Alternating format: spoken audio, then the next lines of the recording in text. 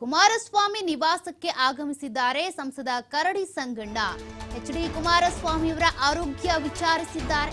BJP rebel ಸಂಸದ H D. ಕುಮಾರಸ್ವಾಮಿಯವರ ಬಳಿ ರಾಜಕೀಯವಾಗಿ ಏನು ಮಾತನಾಡಿಲ್ಲ ಅಂತ ಕೂಡ ಪ್ರತಿಕ್ರಿಯೆ ಕೊಟ್ಟಿದ್ದಾರೆ.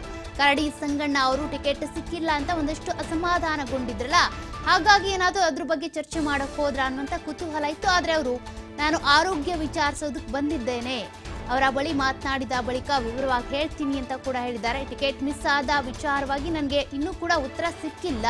ನಮ್ಮ ಬಿಜೆಪಿ ನಾಯಕರು ಈಗ ಕರೆದಿದ್ದಾರೆ, ಹೋಗ್ತೀನಿ. ಅವರ ಬಳಿ ಮಾತನಾಡಿದ ಬಳಿಕ ಇದ್ರ ಬಗ್ಗೆ ಮಾಹಿತಿ ಕೊಡ್ತೀನಿ. ಟಿಕೆಟ್ ಮಿಸ್ ಆದ ವಿಚಾರವಾಗಿ ನನಗಿನ್ನೂ ಕೂಡ ಸ್ಪಷ್ಟನೆ ಸಿಕ್ಕಿಲ್ಲ, ಉತ್ತರ ಸಿಕ್ಕಿಲ್ಲ. ಎಚ್.ಡಿ. ಕುಮಾರಸ್ವಾಮಿ ಅವರನ್ನ ಭೇಟಿ ಮಾಡಿದಂತ ಕರಡಿ ಸಂಗಣ್ಣ ಅವರು ಈ ರೀತಿಯಾಗಿ ಮಾತನಾಡಿದ್ದಾರೆ. ನನಗೆ ಟಿಕೆಟ್ ಮಿಸ್ ಆದ ವಿಚಾರ ಏನಿದೆ ಇನ್ನೂ ಕೂಡ ನೋವೇ ಇದೆ, ಆದ್ರೆ ಅದಕ್ಕೆ ಉತ್ತರ ಸಿಕ್ಕಿಲ್ಲ ಅಂತ ಹೇಳಿದ್ದಾರೆ.